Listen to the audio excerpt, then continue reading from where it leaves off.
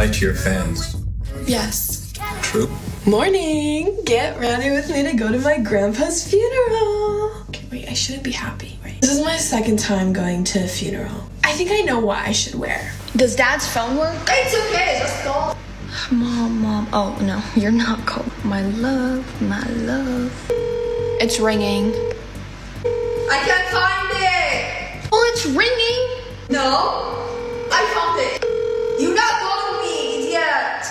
Now, y'all ever seen a creator lie so confidently it actually makes you question reality? Because Lala Sadi didn't just get caught stretching the truth. She sat down, took a literal lie detector test, admitted she lies to her fans, and then doubled down by saying she has to keep some things private and can't share them all. And guys, the internet was not having it. And before anyone says that I am just hating, no. This is not even my theory. This is coming straight from her own fans who are calling her out in the comments, dragging her for everything from faking trauma, exaggerating her family drama, to straight up exploiting other cultures for clout. Like, it is just messy. And we're gonna break it down from the dead sister twist that had people emotional for no reason, to the cheating dad plot that might not have even happened, to her bird being used as a breakup prop. And guys, guess what? Her grandpa's funeral wasn't even safe from the content farm. So here is what we're really getting into. The fake tears, the shady editing, the cultural baiting, and the growing suspicion that Lala's own dad might be the one to finally break the silence.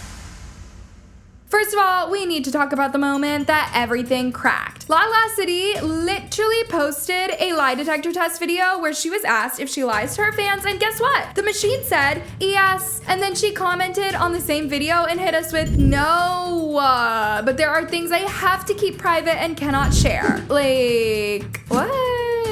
Y'all, this was not even damage control. This was basically her soft launching her own manipulation. Like, she straight up told her followers, I lie, but don't worry about it. I'm just protecting my peace. And the comments, they were eating her up and leaving comments like, she used hashtag skits on her older Joshua videos, but now she's pretending as if all of it's true incidents. What baffles me is how there are people who actually believe her stories. Not gonna lie, this was the moment a lot of her audience switched sides. People started rewatching her story times and noticing how many of them followed the exact same formula. There's always a sad intro, emotional music playing in the background, some random plot twist halfway through, and somehow it always ends up with Lala as the one getting hurt. Every single time. You could not tell me that this wasn't all strategic. And guys, the more people looked back, the more they started pointing out inconsistencies, and not just small stuff. We're talking fake sisters, skits passed off as trauma, and lies that actually damage other people's reputations. But the sister segment is what really made people lose it, and that's what we're getting into next.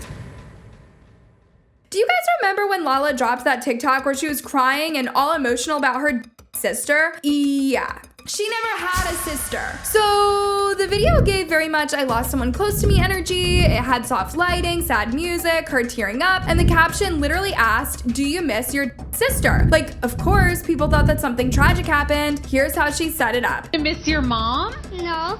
No? I have a sister.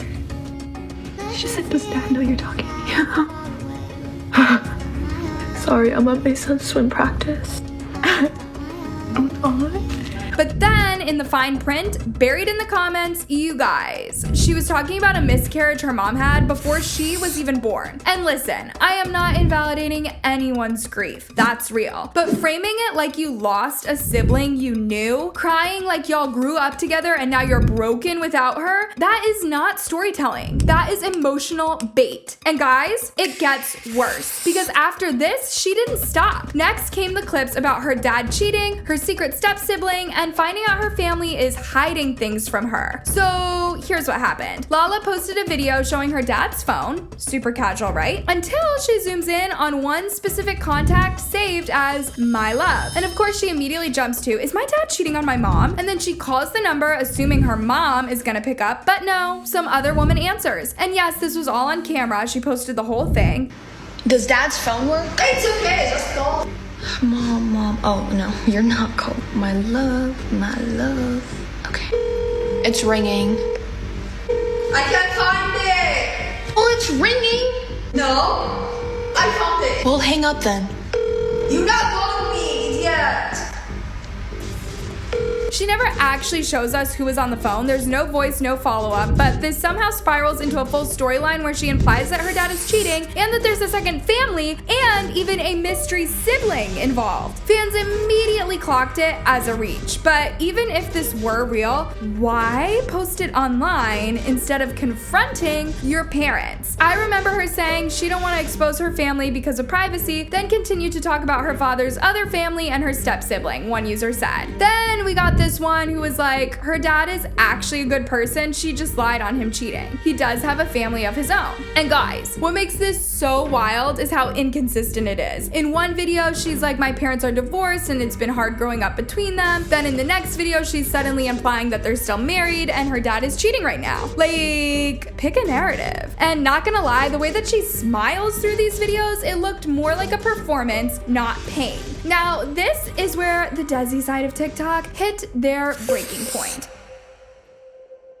Because Lala wasn't just making skits or exaggerating family drama anymore. She got invited to an Indian wedding, and instead of showing up in something culturally accurate, she pulled out a full Pakistani outfit. And if you ask me, it wasn't a fashion choice, it was clearly to appeal to the Desi crowd online. In this video, she literally says that she's heading to an Indian wedding and then immediately reveals a Pakistani outfit, head to toe. And yeah, people picked up on it real quick. I was out today and a girl came up to me and she was like, I'm a huge fan of you. My sister is having an Indian wedding. I would love for you to come. Me? Yeah, I've never been to an Indian wedding before. Crashing out. So I was like, what do I wear? She's like, anything that you feel comfortable with. This is a Pakistani traditional dress. There's 3 pieces to it. First are the pants. But that wasn't even the end of it. In another video, the one where she shows up in a bright red lehenga with gold jewelry, viewers were confused all over again because clearly she knows what an Indian wedding outfit looks like. The setting was on point, the styling was flawless, everything fit the vibe perfectly. So it left people wondering, why did she pull out a Pakistani outfit for the first one like she didn't know the difference? In this clip from her channel, Lala is fully dressing for an Indian wedding, bright red lehenga, gold accessories, the whole thing. Last piece, I'm looking at the picture. I don't like to show my stomach, so that's why I'm covering my stomach. Now let's put accessories. Last time I said we're adding bracelets, we're adding bangles. That's what someone told me they're called. I just added a nose piercing. Oh, I'm adding earrings. No words, no words. Insane.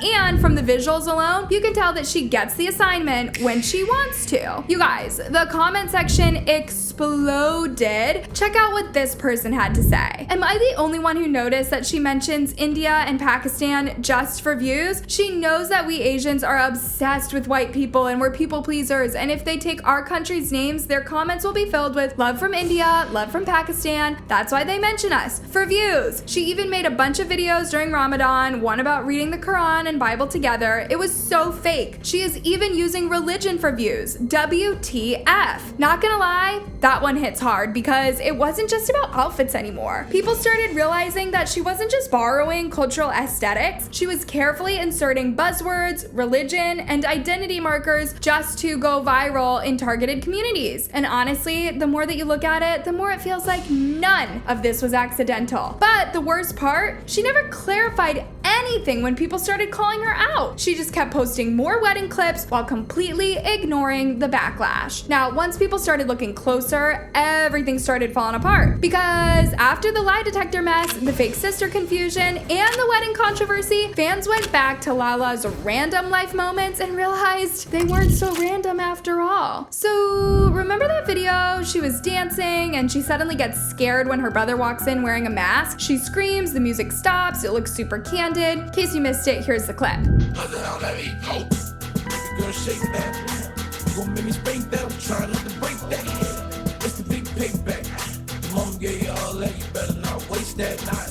Now, at first, it just looks like a funny, unexpected moment. But then someone dropped a comment that totally changed how people saw it. Okay, so when I'm recording, you're gonna put on the mask and walk through the door, and then I'm gonna freak out and you're gonna leave, okay? And right under that, I'm 100% sure that's exactly what she said to him. You guys, this comment wasn't even meant to be a joke. It literally felt like someone had heard the behind the scenes audio, and honestly, it matched the energy of a lot of her older content, especially during her Joshua phase. That era was full of TikToks with crying, big twists, and always some major betrayal. But now, fans are saying she used to tag those videos as skits, and only after they went viral did she start acting like they were real life. One person even pointed it out directly. She used hashtag skits on her older Joshua videos, but now she's pretending as if all of it is true incidents. At this point, even longtime followers were starting to switch sides. People weren't just questioning 1 or 2 clips, they were rewatching entire storylines, realizing the camera was always perfectly placed, the audio was always clear, and the reactions always felt a little too timed. And guys, once your followers can predict the plot, you've lost the illusion. But this next part, this is where the outrage turned serious, because Lala didn't just stage a fake scare or a fake heartbreak, she dragged her own bird into the chaos, and fans say she crossed the line. That being said, let's talk about it. So apparently her bird had laid a few eggs, and Lala decided it would be fun to get it all on camera. But instead of keeping her distance and letting the bird, exist in peace, she kept getting close, tapping on things, and filming right up the bird's space while it was clearly on edge. And if you think I'm exaggerating, just watch this.